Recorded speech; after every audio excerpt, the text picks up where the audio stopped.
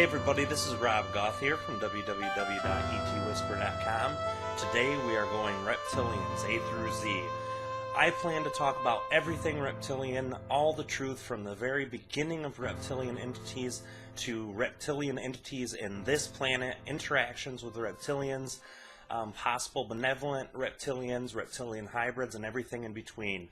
First of all, I want to say, reptilians are a hot topic right now because there's so much information that's getting out there right now. It's so difficult for people to discern what's right, what's wrong, what's the truth, what's lies. Are we being given misinformation for any of this stuff about the reptilians that we're hearing? So now, dealing with the work I deal with, I never deal in absolutes. In my perception, in my opinion, there's no one truth about any one subject or concept. It is all open to interpretation, and each one of us have to find out what's right for us. If you don't listen to but 5% of what I say today, that will be 5% added to your arsenal of your truth and your knowledge base. I don't expect anyone to take what I say for their own truth. I only say that if you're interested enough to listen to this video, then that means you're looking for your truth, and you might find some really decent answers. Now, in this work with the reptilians, I've extensively worked in this field for over 8 years because of the work that I do, and I'm going to talk about that a little bit later.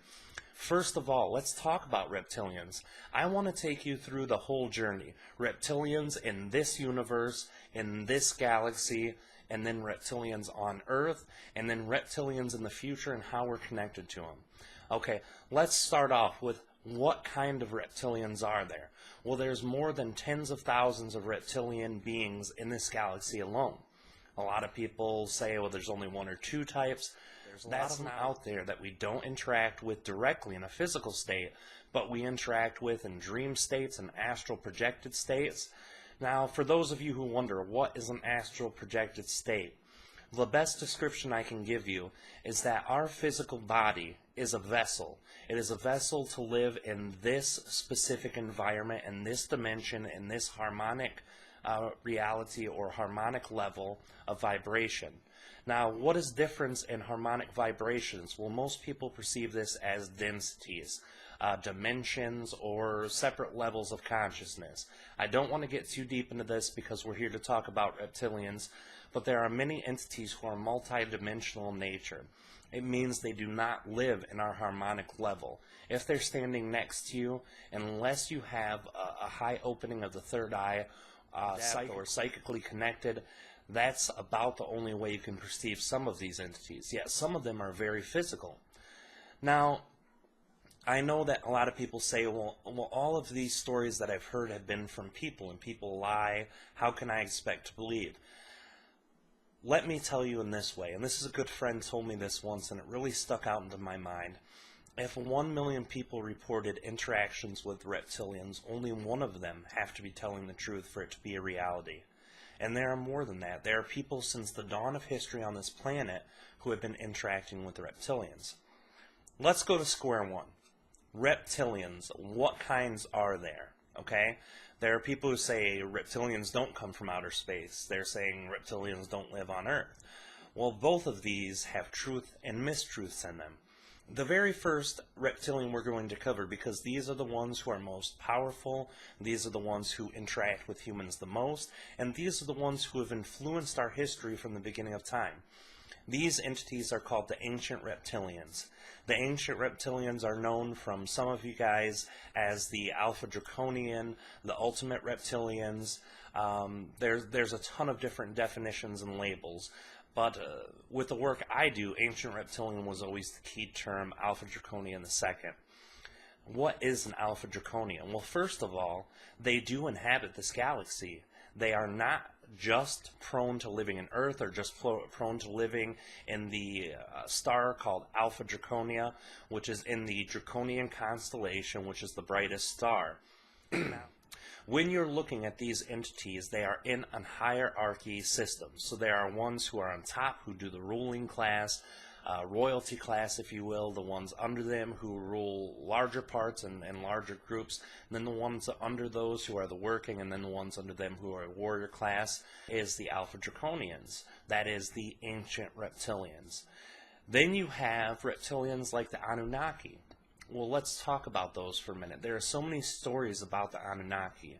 The story that I see that resonates with me the most, that is my truth, the reptilian race called the Anunnaki are only 50% hybrid reptilians.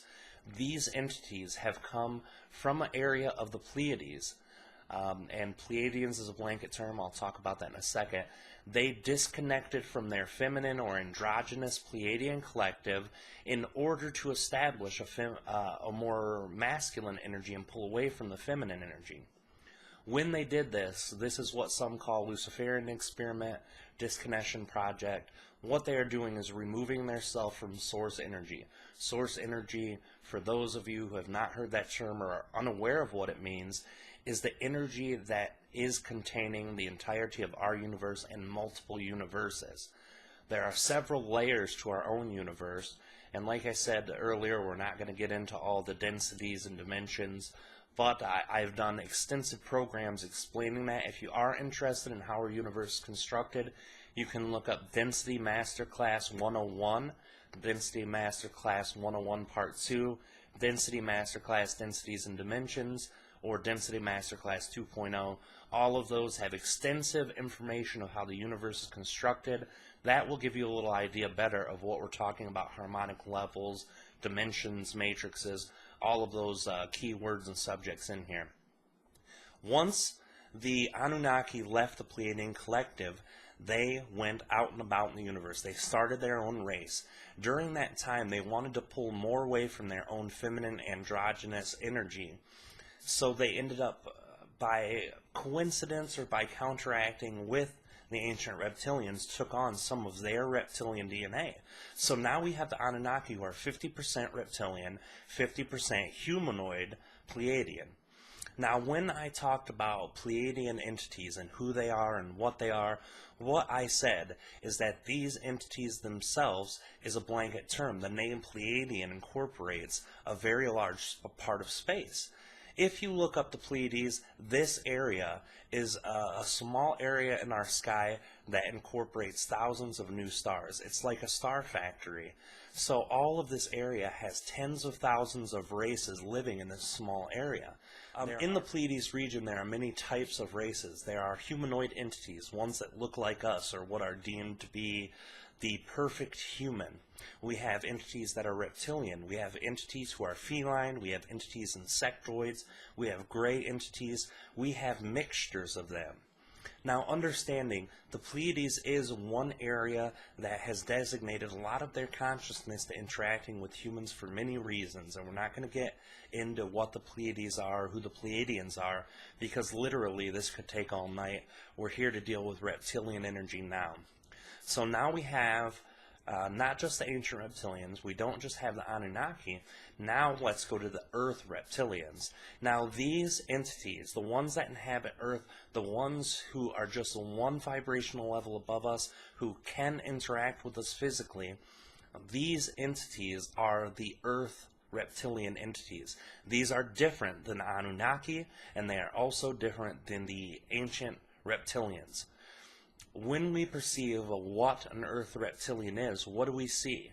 What we see is a race of entities who have progressed and evolved, whose DNA, much like ours, was manipulated by the Ancient Reptilians and the dinosaur period. So what the Ancient Reptilians did was they took connection to the dinosaur entities, they put their own DNA in them, and they made a new reptilian bipedal race.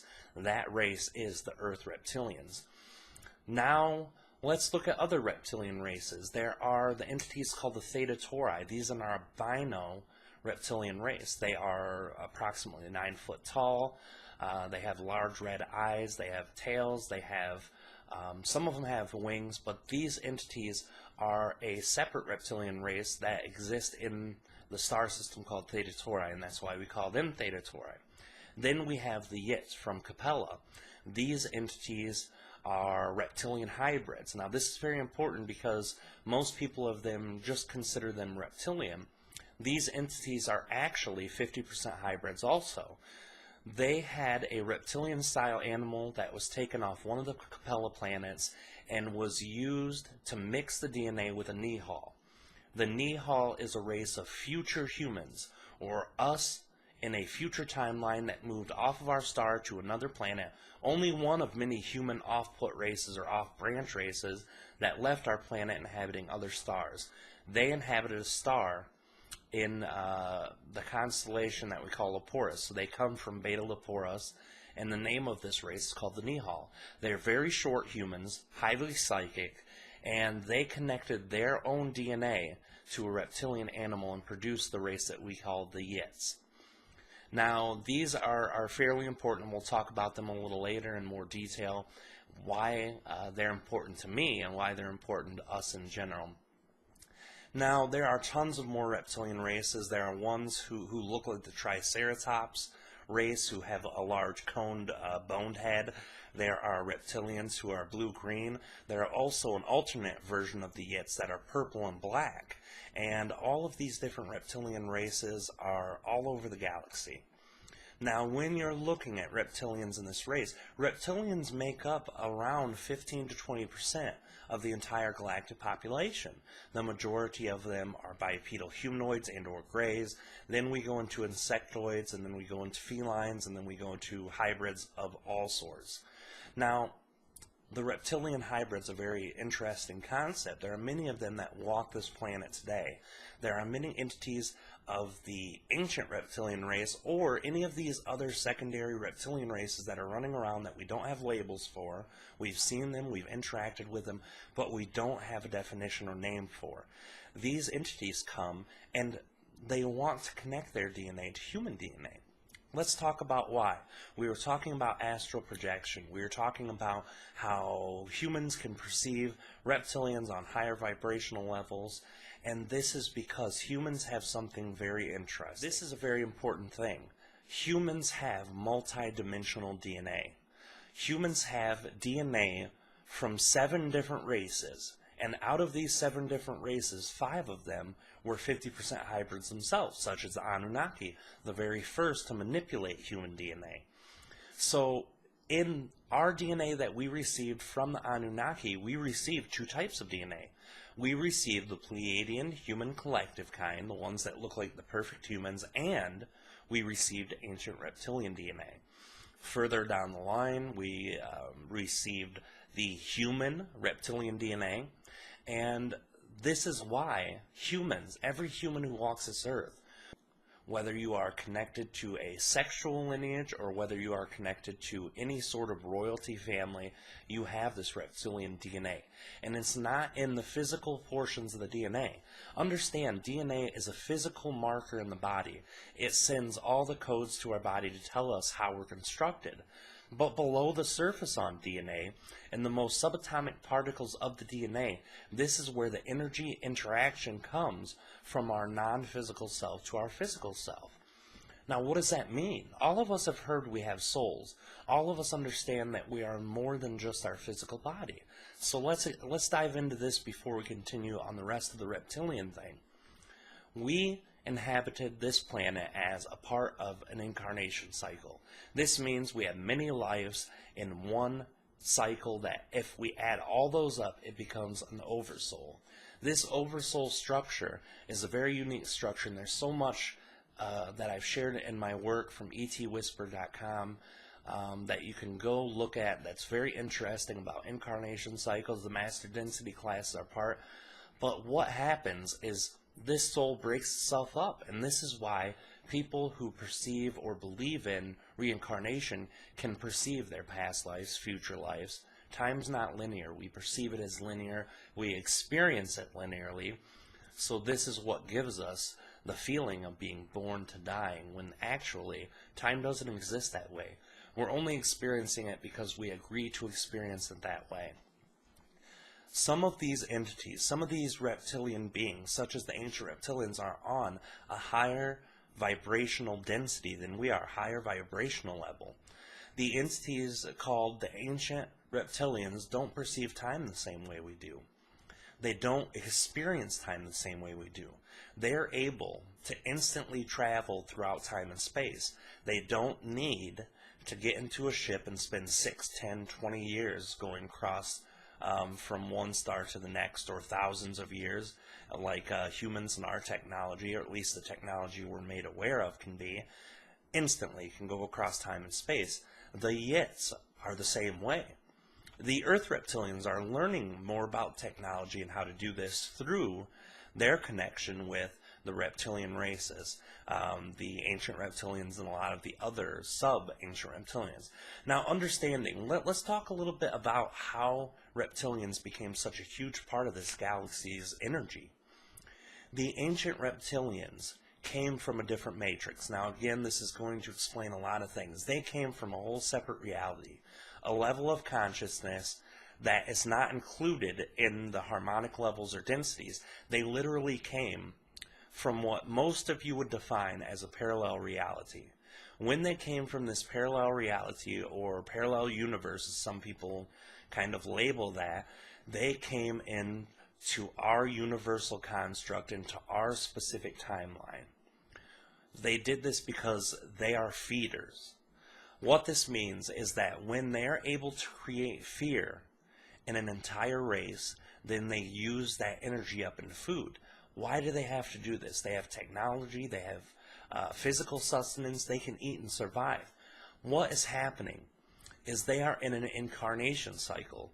They are at the very last stop of their incarnation cycle. They are right before they have to leave and go back into physical reality. This means that the Ancient Reptilians, if they don't figure out a way to loop themselves outside of that loop, that incarnation cycle, that linear time being removed in a cylindrical time or centrifugal time, they're going to be back into oneness. They're going to go back into their oversouls. This means they will have to experience love, they have to experience energy, they have to experience being a part of all that is. They don't like that. They are very negative polarity. I don't like using the word negative. I don't believe in negativity. I believe in connection to source energy and disconnection from source energy, which means you're either connected to you and all around you, or you're not. These entities are not connected. In my work, I've been given a definition, type 1 and type 2. Type 1 entity is one who will not interfere with others, who is connected to source, who understands their connection to source, and who becomes an inspiration for all who are under them energetically to look up at, and they look upwards for inspiration for themselves. Now, type 2 entities are ones who are disconnected from source. They perceive themselves as separate. They do not connect to love and connection. They can be loving to one another or to other races, but it doesn't mean that they're connected to source energy in that way. They also only look below them. They never look above them, energetically speaking, for inspiration. They only look below them, because if they look above them, they have to understand they're part of oneness. When they look below them, they see who they can overpower and make kind of a victim to. Or just can bully around and fool people under them. So this is the difference. These entities are type 2, and they are on the highest polarity of type 2. A type 2 can be, hey, I love you, I watch out for you, but I will step in your way if I think you're not doing it right. All the way to, I will abuse you, enslave you, and kill you. Type 2 incorporates a lot of energy. The type 1, these entities who say, I love you, I respect you, I see your oneness with me, if you want my help, I'm here, but I will not tell you what to do, I will not make a decision for you. And, oh, by the way, the people who are trying to kill you, I love them too equally, because they are the same as you, they're the same as me. This is the fundamental difference, and these Ancient Reptilians are type 2. This means that when they leave their system, they have to go back into that oneness. And that makes them afraid. It's actually a fear to them. It's something that they're not interested in. They enjoy their existence. They love to be who they are. They feel that they'll lose a part of themselves. Imagine, let's say that you've incorporated your own thought process into so much of your life. You've seen yourself for being you, defined by your job, defined by your relationships, defined by the personality that you want to be, and all of a sudden you're ripped away from it and brought back to the oversoul. Now, everything that is you is gone. Everything that was you is still a part of you, but undistinguishable from the rest of it. The ancient reptilians are smart. They are in a place of infinite knowledge, or almost infinite knowledge. They know that if they go back to source, they will not get back. They will have to give up to that oneness energy, and that's not what they want. So what they're doing is using the feeding loop. And what this is they are using their own energy over others, whether it's fear, trickery, or whether others are giving them their energy. They're feeding from that energy and putting in the loop. Now, a lot of people say that's not true. I know reptilians, they eat people. That's how they live. This is the furthest thing from the truth. Yes, there have been reptilians who have eaten humans. There are less times that has happened than there are births just in the smallest country in the world today. And the reason I know this is because the only time they've ever done that is to instill fear into a larger group. These entities do work with our governments. They work with people day to day. They try to suppress mankind as a whole. Therefore, there is a ton of resentment out there. And what's not resentment is fear. They are feeding off of that. Why do you think it's important for them to put this information out there? Why do you think it's important for them to have people fearing or hating them?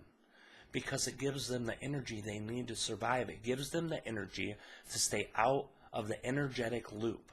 They don't want to go back to oneness. And now all of you who are fearing them or hating them, you're giving them the ability to exist in our reality longer. Now, I'm going to make a real simple explanation here, okay? I know that so many of you have heard if you just love them, if you see them as a part of God, it makes them run away, it makes them fear. I don't know how true that is. I believe that part of that can be true. But what I do believe is something that I have learned in my work, is that when you connect to yourself, when you know that you are the creator of your own reality, that everything that happens around you is a byproduct of your thought process, your belief system, and your actions, and everything in your reality is within those three barriers, that you do not have to coexist with these beings. If you don't want to live your life in a fearful state, you don't have to. All you have to do is know, yes, there are entities out there who are negative or malevolent, but I am not going to be a part of their reality. I'm not going to feed that machine. Now, many of you might be wondering, I keep talking about my work, Let's talk about the Yits. This will tell you where my work lies. The entities known as the Yits, the reptilian race from Capella. This is going to be a little bit shocking for some of you. This is going to make a lot of you say, nope, this guy is just full of it. I don't even want to listen from this point. In our galaxy, right now, there is anywhere between 85 and 90% negative reptilians. In that, those are type 2 reptilians. So in that, we have a whole spectrum of beings who are very malevolent, who want people to fear, who will manipulate and try to dominate people, all the way to entities that love humans, but they're willing to step in their way if they feel it will protect them. Many of you have heard of Galactic Federation of Light, or some group like this who says we are here to protect humanity. As much as it might or might not be true, and that's nothing for me to say about, as much as that type of scenario is exciting to know, hey, we could be protected by all of this, these entities are willing to step in your own way and do the fighting for you. They believe that you are too unaware or too able to do it yourself. This makes them a type 2. They might love humanity. They might tell humans that we love you very much, and they might feel that love, but they are still stepping in the way of our free will.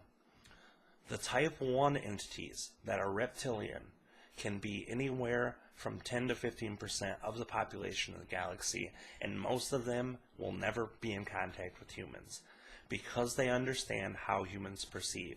These entities are what most would define as benevolent reptilians. The Yits. These are the entities I am in contact with, and they are the benevolent reptilian human hybrids. These entities were made from the future version of humans, the Nihal. The entities who moved from our planet to Beta Leporis started a new race of reptilian entities that are benevolent, that are loving, that will never interfere with humans' way. They nurtured this race. This is the version of humans who became at one with each other. They nurtured this race. They taught them how they could be part of all it is. They taught them how they could help without interfering. They taught them everything. I myself, when you look at the name E.T. Whisperer, you might have assumed I'm a channeler, and I am. I have been channeling for over 5 years now publicly, over 6 years, and over 8 years I've been in contact with Treb. The way that I met him is many years before that I practiced meditation. Through my own meditation, I was able to achieve astral projected state. And one night, in my deepest meditation I ever had, I met Treb. We talked, we got to know each other. He told me that what I knew about reality was not correct. That the way I'd been perceiving my own reality was a little bit off of how it really was. He explained to me. He explained to me all these beautiful principles about building your own reality, about connecting to all of the entities in the universe could be as easy as knowing you're connected to them. He taught me that by understanding my own power, I would never have to fear anything. These ancient reptilians feed off our fear because we allow them to as a collective race. If you know that they cannot overpower you, they cannot harm you, they cannot torture you unless you fear them or believe that they can, that is the ticket. That's the way to release yourself from all of this reptilian fear that is going on this planet. This is important for me. There is such a galactic racism that is happening right now in our galaxy against reptilian entities. I have met many entities from the Yit Collective. I have met many entities from other reptilian collectives, and they are beautiful races. They have a lot of people right off the bat. You're channeling, he's taken over your body, possessed you. I have been able to make that connection when I desire. If I don't, there's no ill effects. My life in the last 6 years specifically, but in the last 2 even more so, has been better than it ever has. I've been able to manifest the things that I desire. I've been able to do the work that I desire, and my life only sees better connection. When I first started, I was a little bit rough. I was still very disconnected in some areas. I didn't trust people. I didn't care to do interactions. I wanted to help, but I didn't know how. Now I've been doing this for 5 years in the public eye, helping people. There are so many people who have followed my work who have bettered themselves just by understanding these principles of building their own reality. They have helped themselves by incorporating the creator process into their life. Now, this is rough for some of you to deal with. Some of you do not see channeling as an ultimate guide to anything. You see channeling as brainwash, and I understand this. This is perfectly fine, perfectly capable. But again, I will ask you, if you end up looking into any channeling, do the same thing that I asked you to do at the beginning of this video. Listen with your heart. When you close your eyes, when you feel the words that someone's saying, you can feel it when it resonates in your heart. You can feel it when it feels right inside that heart area. That's what you need for the truth. Yes, you must use your mind. You must discern for yourself. So many of you get lost in your mind. The mind is where self-criticalness happens. This is the part of you that has always told you you've never been good enough to do what you should do. Never are smart enough to do what it is you desire to do in your life as a career. To never step past that first area that you were afraid to pass for so many times, that is the mind part of you. That is the ego portion of you that is connected into this 3D reality. Step outside of your 3D reality. Feel your heart. Let the answers and the energy in the heart. If what is being said here doesn't make sense, logically, feel it with your heart. If it doesn't make sense then, turn the video off and never come back. But if something in you has that curiosity, if the mind allows some of that to come in for curiosity, shut your eyes. When you shut your eyes, feel with your heart. I started this work because I wanted people's life to get better.